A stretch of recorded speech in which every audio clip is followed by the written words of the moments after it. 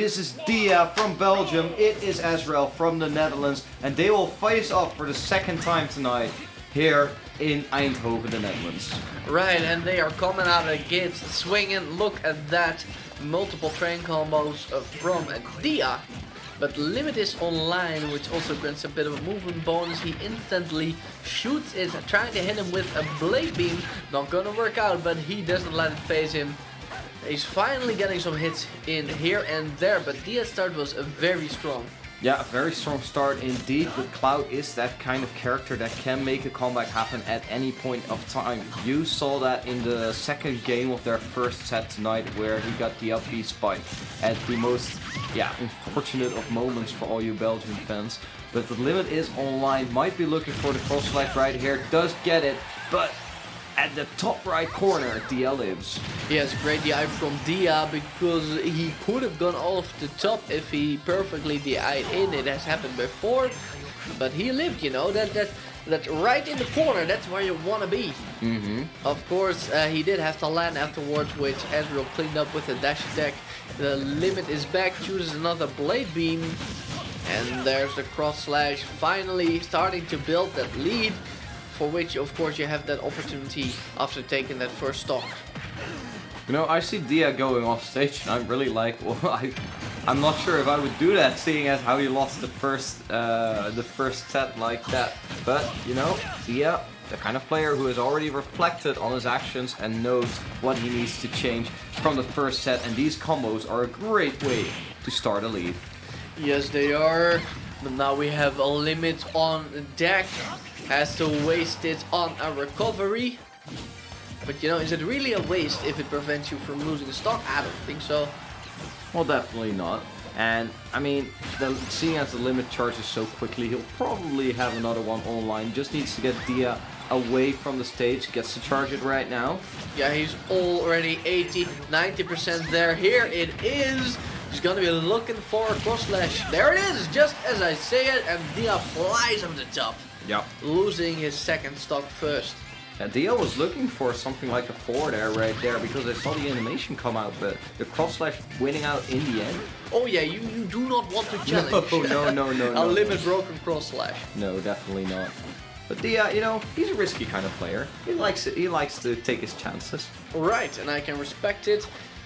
He likes to show it too in his combos, in his off-stage play. I'm pretty sure that Azrael's looking for a finishing touch.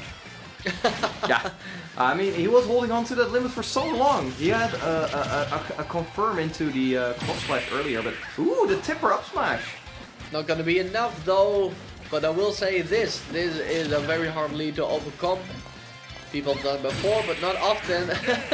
And the bear pressure actually getting beat out by an up smash out of shield. Well, that up smash got buffed, you know, and Azrael is using it to its fullest, winning game number 1. Are we going to see a repeat of that winner's semifinals? I think we just might be, you know, Azrael, if he keeps playing the way he did in game 1, I think that's going to be a quick 3-0. Of course, we have seen Dia switch the momentum up just like that, you know, just... And all of a sudden, you are getting your ass handed to you by this Belgian piece. Let's see if he can turn around that the all-important momentum here in game 2. Climb Hazard will tack on some percentage on Dia. Has to make it back. Does so with the neutral get, and now it's Dia's time to play. Look at those combos. He's got those on deck. Yes, he does. Yes, he does. Here we go again. Down tilt up air. Not quite the destructive force we know from Pete, but that's only because he has already done a lot of destroying on this first stock, you know. Yeah, he's already taken Azrael to Flavor Town. Right. And Azrael's trying to bring him there alone, but he goes way too deep for a crazy S card like that. But co-commentator shaking his head. What was that? And here we go. No, we don't. No, we don't. Dia actually dropping a big old combo.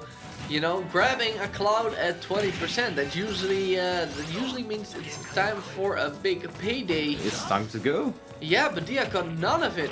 giving Azrael second chance, but he has not been able to cash it in yet. Dia hasn't been hit for a long time, about to lap him in percent. It's card time, no, not quite. And there's a stitch, there's a big old stitch in play. I'm gonna be honest, Dia seems to have figured something out, because Azrael is trailing behind quite a bit as well. Tries to go deep with the limit blade beam, but does lose stage control in the process and gets back aired for his troubles. Yes he did, yes he did. Now he has to make a 2-stock comeback. And that's rough, you know. He does have the skills to do so, but Dia is no slouch either. And being 2 stocks ahead is exactly the position in which Dia wants to be. Yes, it is. Beautiful parry. It's another nice combo. We are going all the way up to 65%. Limit is here. And the punish misses.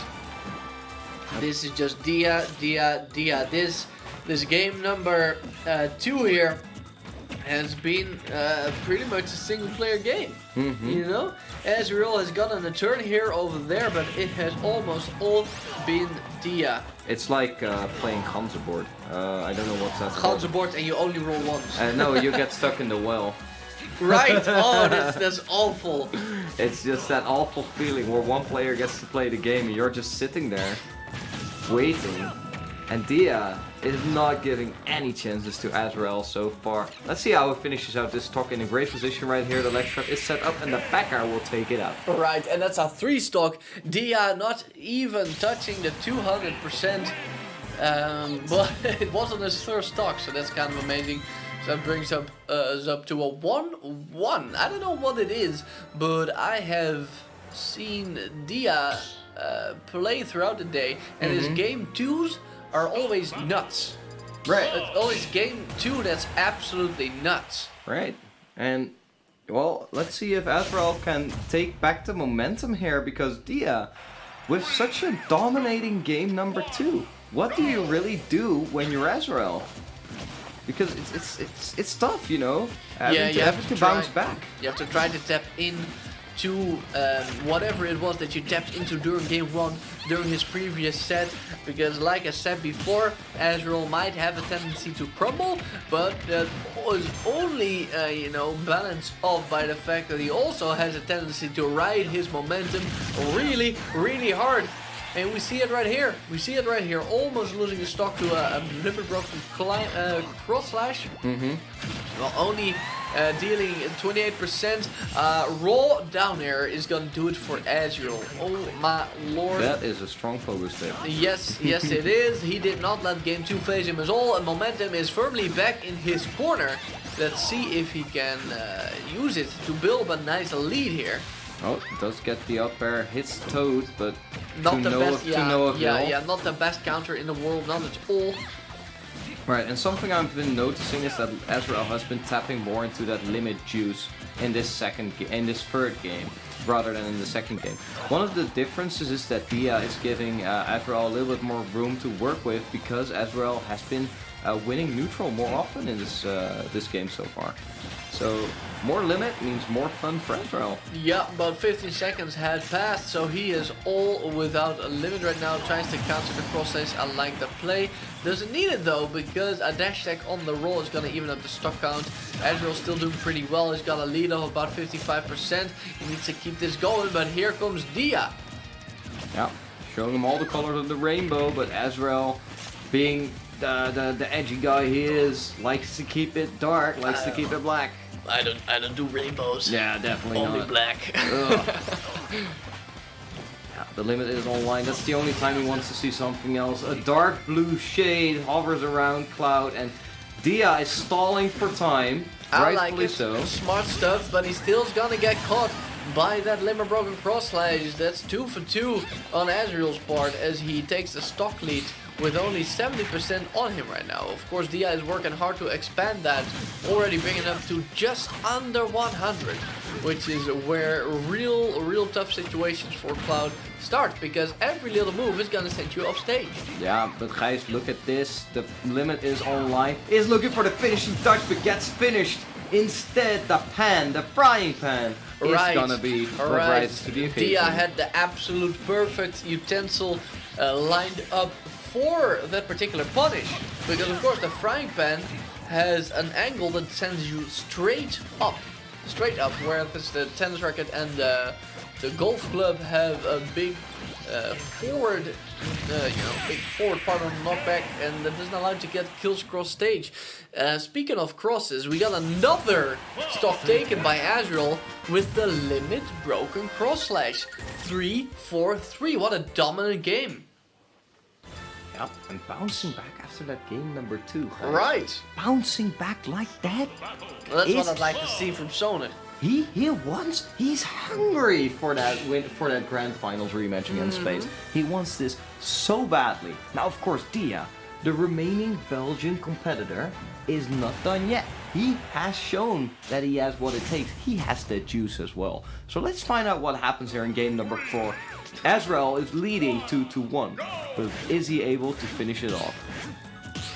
Here comes some non-limit blade beams actually. I like that Azrael has been incorporating it more into his gameplay.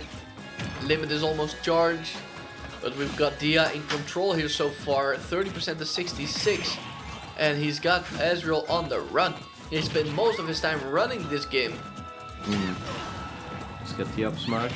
Dia in firm control of game number 4. It's looking like quite like game number 2, but Azrael with a smart climb hazard makes it back to the ledge. Does need to land though, does so now and gets a cross slash. Dia now on the back foot. Azrael's advantage state looking as good as ever, but Dia with a clever forward air makes it back from the ledge. That's right, smart stuff from Dia.